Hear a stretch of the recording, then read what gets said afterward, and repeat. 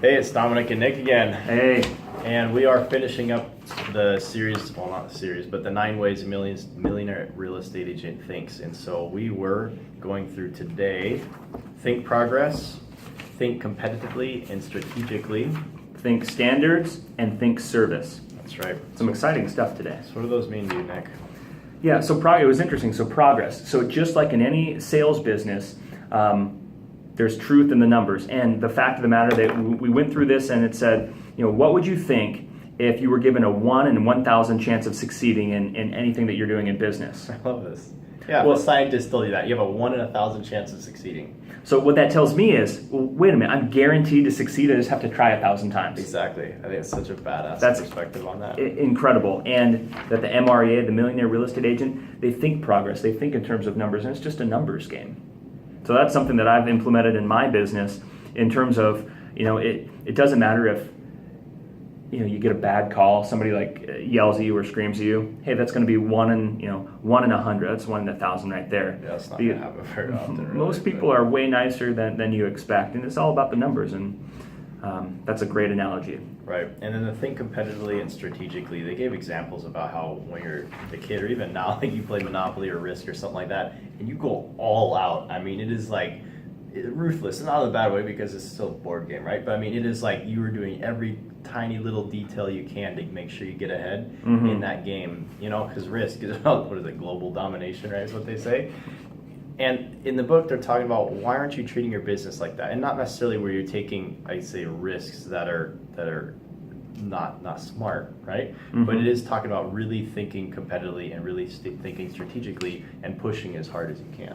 And the part I loved in here, it said, well, so yeah, can you relate to one of these types of achievers? A low achiever is going to say, can we do that? A high achiever is going to say, why? Did somebody say we couldn't? Right, and they gave the example of the curveball when it first popped up in baseball, when it was like, what the hell was that, right? And that was thinking strategically. That was throwing something into in a sport where they had rules on how far the mound was from the, everything and all these details, but they never said the ball couldn't curve, right? So that was a way of thinking outside the box. Exactly. So what can you do, and what do we do in our businesses that help set us apart and really challenge our competition or competitors to say, hey, come catch me if you can. And that's, they talk about reading between the lines, because there's rules in everything that we have, especially in real estate, ethics and doing the right thing. Yet, how do we, play that board game, and how do we, think strategically and just cunning and just getting around? Yeah, again, not breaking the rules, but definitely doing everything you can to get ahead, to succeed, right? And then as far as standards, so the second to last one was think standards.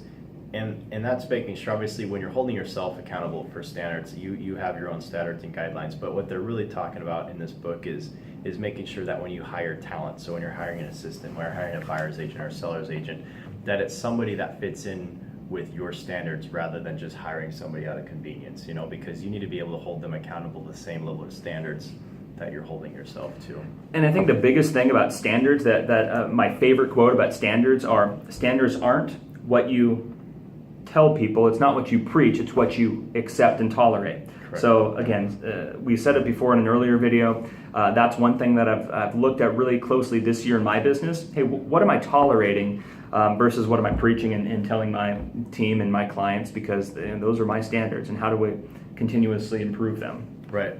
And then the last part is obviously about service, and I think service is one of the ones where you have an opportunity to really set yourself apart from people, because there's obviously the minimum things you need to do as far as selling a house in real estate, but there's so much more that can go beyond. And I think that's one of the coolest opportunities we have in real estate, is to make sure we are doing the absolute highest quality of service, or providing the highest quality of service that's possible. And in terms of service, what is your value proposition? Why should somebody hire you? That's one of the things that Gary Keller talks about.